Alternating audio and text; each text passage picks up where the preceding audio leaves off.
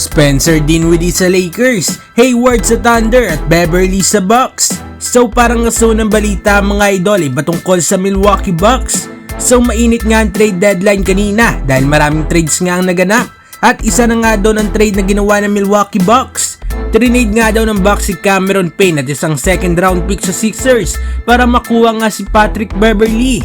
At dahil nga sa balitang ito ay marami nga ang natatawa dahil meron na nga daw history itong sina Damian Lillard at itong si Patrick Beverley. Last season nga lang ay nag-trash talk ng mga ito at sinabi nga nito ni Pat Bev na soft nga daw itong si Lillard. At sinabi naman ni Lillard na kayang-kaya nga daw niyang talunin si Beverley.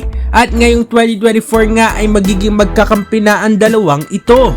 Pero kidding aside ay magiging solido nga ang backcourt duo ng dalawang ang ito. Isang scorer at isang mahusay at physical nga na defender. Anong masasabi ninyo dito mga idol? Good trade nga ba ito para sa Milwaukee Bucks?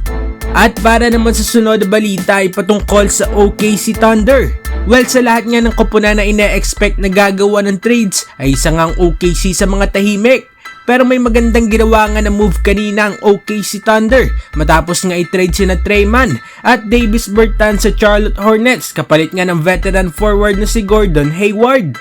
Marami nga natuwa sa ginawa ng OKC na siyang solido ang ginagawa nga ngayong season.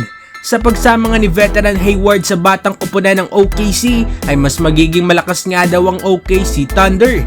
Nag-average ngayong season si Hayward ng 15 points, 5 rebounds at 5 assists per game. Anong masasabi ninyo dito mga idol? Magiging fit nga ba sa OKC si Gordon Hayward? At para naman sa uling balita ay patungkol sa Los Angeles Lakers. Well, matapos ngang hindi gumawa ng trades ang Lakers ngayong trade deadline ay expected nga daw na magiging agresibo ngang Lakers sa buyout market. At sa pagdaan nga ng trade deadline ay maraming mga veterans ang na-wave nga ng kani-kanilang mga kupunan. Tulad na nga lang nila Spencer Dinwiddie at Danilo Gallinari.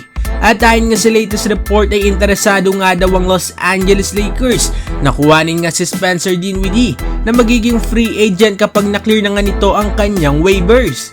So sa mga magtatanong nga ay meron pang open na roster spot nga ang Lakers at malamang nga na yan ang gagamitin ng Lakers para isign nga si Spencer Dinwiddie.